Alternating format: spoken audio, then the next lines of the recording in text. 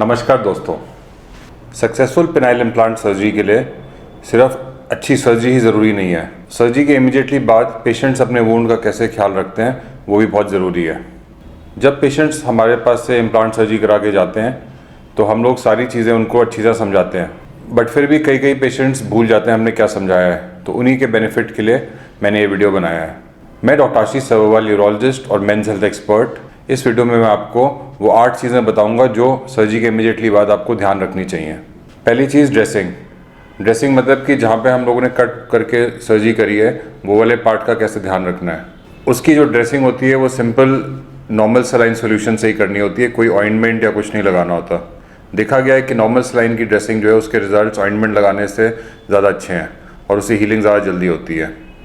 और ड्रेसिंग काफ़ी आसान है, उसमें बस आपको नॉर्मल सलाइन से साफ़ करना है, वुंड को सुखाना है और उसके बाद एक गॉज पीस लेके, जो कपड़ा होता है स्टेराइल वाला, वो लेके और उसके ऊपर माइक्रोपोर टेप लगा के ड्रेसिंग करनी है। डेली ये ड्रेसिंग करनी है, वुंड को सूखा रखना है, वुंड को गीला नहीं करना। और ये जो ड्रेसिंग है कम से कम 2 हफ्ते करनी चाहिए। 2 हफ्ते के बाद हम असेस करते हैं कि वुंड पूरा सूख गया है कि नहीं सूख गया। अगर सूख गया है तो फिर हम ड्रेसिंग बंद भी कर सकते हैं, अगर नहीं सूखा तो ड्रेसिंग करीब 1 महीने तक करनी पड़ सकती है। दूसरी बात, एंटीबायोटिक्स। हर पेशेंट को डिस्चार्ज के टाइम पे ओरल एंटीबायोटिक्स देते हैं जो पेशेंट को 2 हफ्ते तक लेनी होती है। ये एंटीबायोटिक्स इन्फेक्शन से प्रिवेंट करती हैं।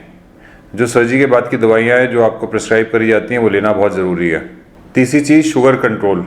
अगर आप डायबिटिक हैं तो डायबिटीज़ आपको सर्जरी के बाद भी कंट्रोल रखना 1 महीने तक बहुत ज़रूरी है। शुगर कभी भी 200 से ज़्यादा नहीं जानी चाहिए, चाहे खाली पेट चाहे खाने के बाद शुगर 200 से कम ही रहनी चाहिए। तभी आपकी इम्प्लांट सर्जरी सक्सेसफुल होगी और इन्फेक्शन के चांसेस कम रहेंगे। चौथी चीज़, नहाना कब से है। हम लोग सर्जरी के बाद 4-5 दिन रेकमेंड करते हैं कि पेशेंट नहाए नहीं, वुंड को गीला नहीं करें। उसके बाद भी जब नहाते हैं तो उस टाइम जो ग्रोइन एरिया है जहाँ पे सर्जरी हुई है उस एरिया में प्लास्टिक बैग से कवर करके उस एरिया को अलग करके फिर नहा सकते हैं। और नहाने के बाद चेक करें, अगर वुंड गीला हो गया उसको टॉवल से सुखा सकते हैं। तो 5 दिन के बाद आप नहाना शुरू कर सकते हो, लेकिन फिर भी सेफ्टी रखनी चाहिए कि वुंड ज़्यादा गीला ना होए और ज़्यादा टाइम के लिए गीला ना होए। 5वीं चीज़, लोकल वुंड की एग्जामिनेशन। मतलब कि लोकल वुंड को हम कैसे असेस करें कि उसकी हीलिंग अच्छी हो रही है और आपका इम्प्लांट सब सही है। तो देखिए, जो टाँके वाली लाइन होती है, स्टिच लाइन होती है, वो हमेशा सूखी रहनी चाहिए। आपको लगना चाहिए कि सूखी है, कोई इसमें स्वेलिंग नहीं है, कोई इसमें पानी नहीं आ रहा। अगर आपको किसी भी टाइम लगे कि वुंड थोड़ा गीला सा लग रहा है या उसमें से फ्लूइड निकल रहा है या उसमें फ्लूइड के साथ पीला पीला पस निकल रही है, तो उस कंडीशन में ये हो सकता है कि आपको स्किन की इन्फेक्शन हुई, जिसके लिए आपको इमीडिएटली हमारे को कॉन्टैक्ट करना चाहिए और हम उसके लिए दवाइयाँ चेंज करेंगे आपकी। अर्ली स्टेज में इन्फॉर्म करने से हम लोग ठीक टाइम पे दवाइयाँ शुरू कर सकते हैं और आपकी इन्फेक्शन कंट्रोल कर सकते हैं बिना किसी प्रॉब्लम के। दूसरी चीज़, वुंड बिल्कुल नॉर्मल कलर का दिखना चाहिए। अगर ज़्यादा लाल लग रहा है, ज़्यादा पेन हो रही है वुंड में, तो वो भी साइंस है कि कोई इन्फेक्शन है। तीसरी चीज़, जहाँ पे इम्प्लांट किया वहाँ पे सूजन। कई लोग इमीडिएटली सर्जरी के बाद देख के घबरा जाते हैं कि पेनिस सूज गया है। जो सूजन होती है वो 2 टाइप की होती है।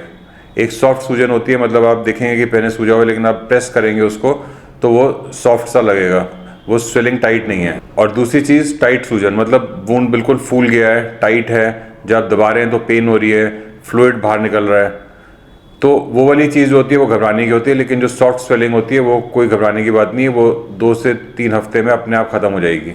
छठी चीज़, स्मोकिंग और अल्कोहल। देखिए, जब तक आपको एंटीबायोटिक चल रही है अल्कोहल थोड़ा अवॉइड करिए। दूसरा, स्मोकिंग भी अवॉइड करनी चाहिए क्योंकि स्मोकिंग वुंड हीलिंग को प्रिवेंट करती है, वुंड हीलिंग को डिले करती है। तो अगर आपको जल्दी रिकवरी चाहिए तो आपको थोड़े दिन के लिए स्मोकिंग बंद करनी चाहिए। उसके बाद स्विमिंग, एक्सरसाइज या सेक्स, ये तीनों चीज़ें एक साथ आती हैं। अगर आपको स्विमिंग करनी है तो वो आप 1 महीने बाद स्टार्ट कर सकते हो। अगर आपको एक्सरसाइज करनी है वो भी आप 1 महीने बाद स्टार्ट कर सकते हो। और सेक्स भी आप 1 महीने बाद स्टार्ट कर सकते हो। 1 महीने बाद आपको असेस करना है वुंड सूखा है, हीलिंग अच्छी हो रही है, कोई पेन नहीं है, कोई स्वेलिंग नहीं है। अगर ये सब कंडीशंस हैं तो आप स्विमिंग भी स्टार्ट कर सकते हो, एक्सरसाइज भी स्टार्ट कर सकते हो, सेक्स भी स्टार्ट कर सकते हो।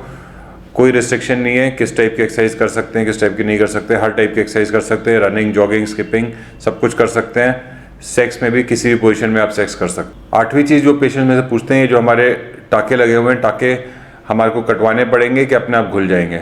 देखिए, हम हमेशा घुलने वाले टाँके लगाते हैं, डिज़ोल्विंग स्टिचेस लगाते हैं, जो अपने आप 6 से 8 हफ्ते में डिज़ोल्व हो जाते हैं।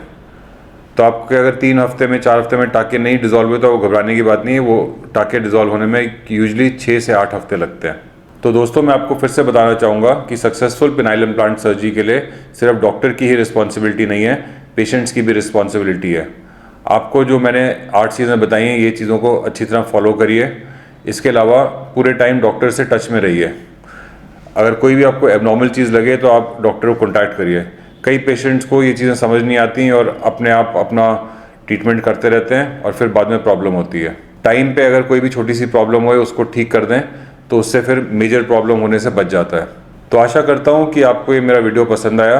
अगर आपको भी इरेक्शन की प्रॉब्लम है और आप पेनाइल इम्प्लांट सर्जरी कराने की सोच रहे हैं और आप ऐसे सेंटर में जाना चाहते हैं जहाँ आपकी फुल केयर होए, तो फिर आप मेरे से अपॉइंटमेंट ले सकते हैं।